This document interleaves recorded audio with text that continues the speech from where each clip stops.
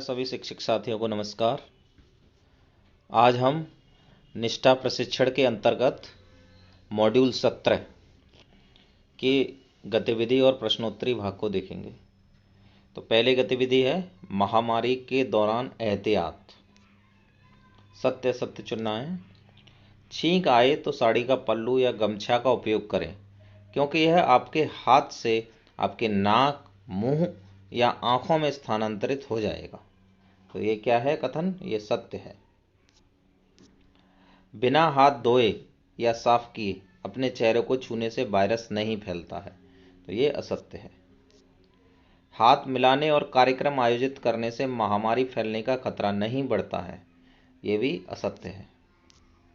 यदि किसी को बुखार, खांसी और सांस लेने में कठिनाई हो तो उसे तुरंत चिकित्सा सुविधा प्राप्त किए बिना एंटीबायोटिक्स लेनी चाहिए। यह असत्य है। कोविड-19 के दौरान एहतियात के तौर पर विविध मास्क पहने। विविध मास्क नहीं पहनना है आपको, N95 मास्क ही पहनना है। तो ये असत्य है। सार्वजनिक जगहों पर थूकने और धूम्रपान करने से वायरस नहीं फैलता है। ये असत्य है। स्वदवा से बचें, अपने आप दवा लेने से बचें। तो ये सत्य है।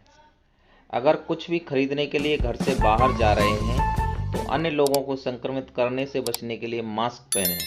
अब बाहर जाते समय नाक और मुंह ढकना अनिवार्य है। तो ये भी सत्य है।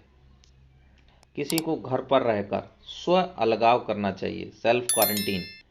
यदि वे अस्वस्थता महसूस करना शुरू करते हैं, भले ही सिर दर्द, कम ग्रेड बुखार हो 37.3 डिग्री या इससे ऊपर, मतलब 98.6 डिग्री फ़ारेनहाइट या उससे ऊपर जो नॉर्मल बुखार होता है, और हल्की बहती नाक जैसे हल्के लक्षण हों, तब तक जब तक वे ठीक न हो जाएं।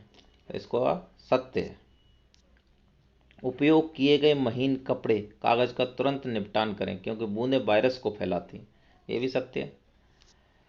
अच्छी श्वसन स्वच्छता को पालन करके, यानी जब आप खांसते या छींकते हैं तो अपने मुंह और नाक को मुड़े हुए कोहनी या महीन कपड़ा या कागज से ढककर आप अपने आसपास के लोगों को सर्दी, फ्लू और कोविड-19 जैसे वायरस से बचा सकते हैं।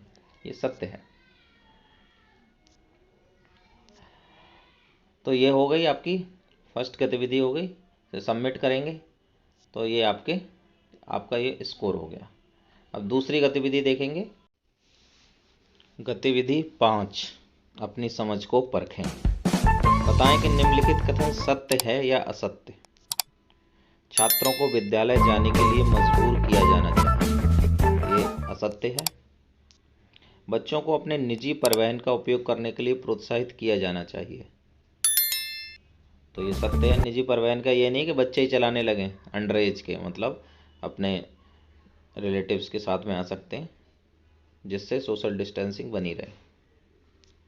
सभी पदाधिकारियों और छात्रों को समूची विद्यालयी अवधि में फेस मास्क पहनने की आवश्यकता नहीं है। यह सत्य है। कोविड-19 के दौरान विद्यालय में समूह गतिविधियां जारी रखी जा सकती हैं। यह भी सत्य है। एक छात्रावास भोजनालय के समय को एक बार में छात्रों की भीड़ से बचने के लिए क्रमबद्ध किया जा सकता है। ठीक, सत्य है ये 5 क्वेश्चन हो गए। इनको सबमिट करेंगे। ये आपका स्कोर हो गया। अब देखते हैं हम प्रश्नोत्तरी भाग को। छात्रावासियों, हॉस्टलर्स के लिए सुरक्षित संगरोध क्वारंटीन सुविधा की व्यवस्था शुरू करने का सही समय क्या है? जब विद्यालय खोलें तभी क्वारंटीन करें, विद्यालय को पुनः खोलने से पहले।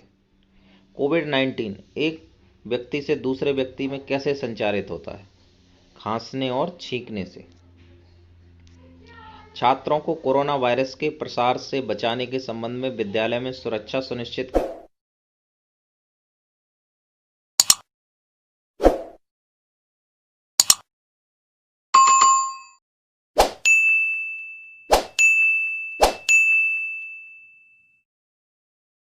करने के लिए कौन जिम्मेदार है? जो भी हैं सभी हितधारक। किसी व्यक्ति को कोविड-19 महामारी से संक्रमित होने से बचाने की सबसे उपयुक्त विधि कौन सी है? सामाजिक दूरी।